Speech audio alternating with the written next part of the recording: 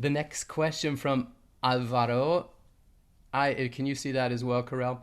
I find it more difficult to identify intervals in a lower range than in a higher range. Is this common? Does it have to do with the distance in hertz between the notes of the interval?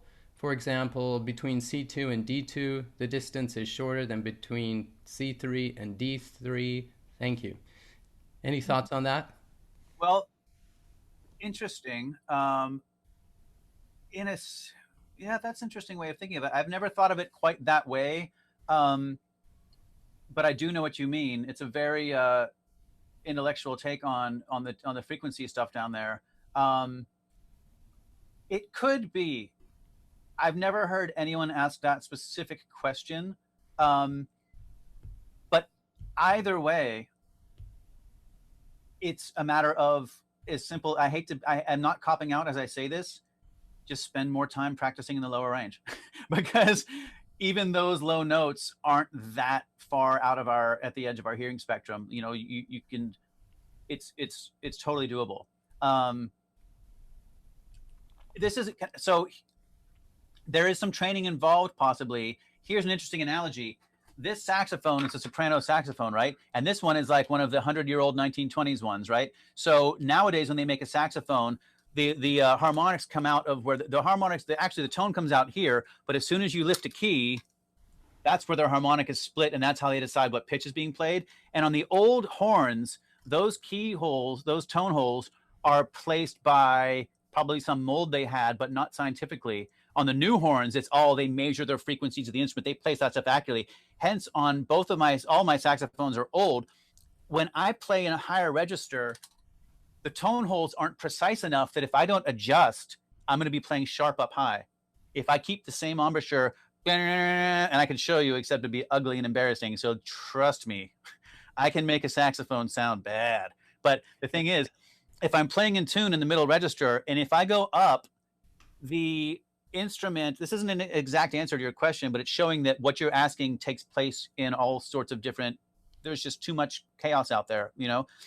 We're always making adjustments. So I have to, when I'm playing a horn, loosen up when I play high so that I'm underblowing what would otherwise be an accurately played note so that it's actually in tune. So you're having a situation where you're having a little more challenge on low registers making that identification. So I hate to sound like a dodge, but I feel like you just maybe just need to spend more time specifically drilling your low registers. And I think I'd love to think that it would just clear itself up. I know what you're saying about the distance between the hertz and everything. Having never read a specific book that addresses that question specifically, that would be my answer. Is that helpful? Hopefully.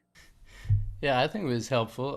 I love that example. I wasn't aware, I mean, it's totally logical, but it's so fascinating how instruments were built and also how orchestras were tuned and all these things.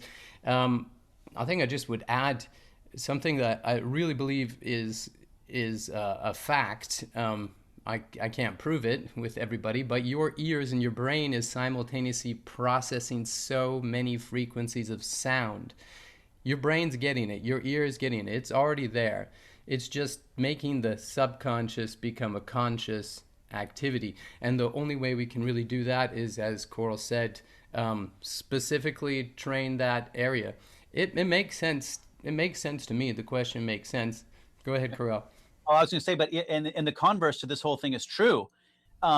If I didn't know, or if I'm not on my game, and if I play a saxophone and I don't adjust, I'll be out of tune. But also over years, I would start to think that's what pitch was up there.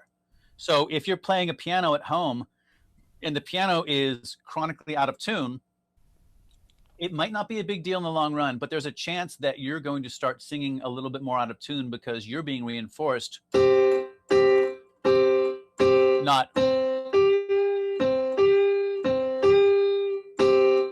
Not that. You're going to hear that, and your brain is going to take the world around it as evidence. So that's just another little addendum to what you just said. Yeah, that's so true. I mentioned that last week. Remember, singing is a habitual action. So it's another example of what becomes a habit to you becomes your reality. And if you want to improve, you got to change that habitual action.